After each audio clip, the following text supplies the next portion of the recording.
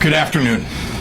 There have been a lot of conflicting reports and rumors today about the cuts issued by the Trump administration last night to programs that affect average Americans. I have spent last night and today speaking with leaders in Washington, local elected leaders, nonprofit organizations, and my agency heads to make sure that we are doing all we can to stand up for working families and the most vulnerable people in our state who are affected by these cuts. The United States Constitution clearly states that Congress has the power of the purse and sets laws to obligate federal funding for all 50 states.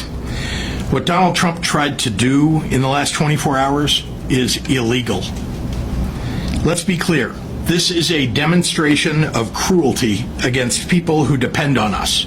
Working families who rely on federal assistance to pay their rent, people who need help paying their utility bills, parents who need critical programs like Head Start for quality, affordable childcare, and 3.5 million Illinoisans who get their health insurance through Medicaid. Despite what the White House press secretary said at the podium earlier, I believe it is my duty to report to you the truth of what actually happened today in Illinois. Donald Trump's administration is lying to you. The White House's attempt to walk back what they did today does not match what we saw on the ground. They assured us that Medicaid would not be affected. That was a lie. Our state agencies were unable to access the Medicaid system until an hour ago, preventing payments for services. And this has been reported from states across the nation. When we reached out to federal agencies, they informed us that they have been directed not to discuss any guidance with states. They have canceled previously scheduled meetings for this week. The White House assured us that Head Start would not be affected.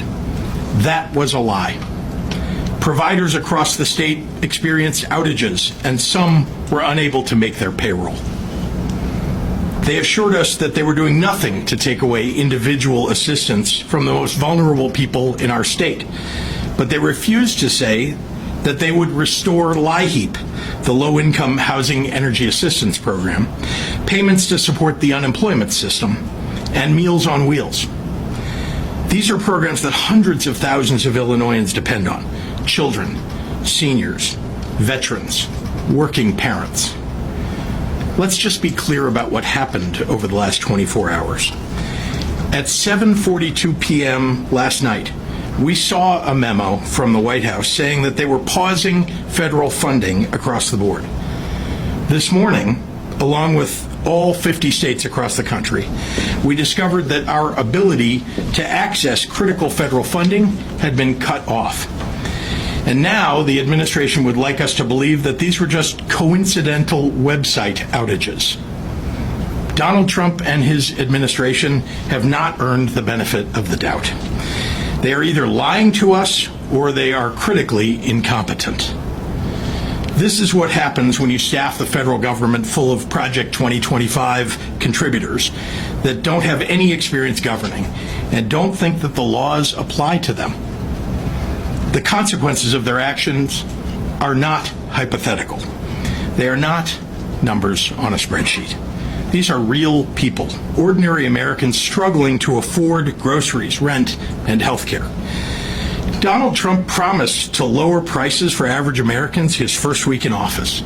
Name one thing that he's done to accomplish that. Prices have gone up, not down.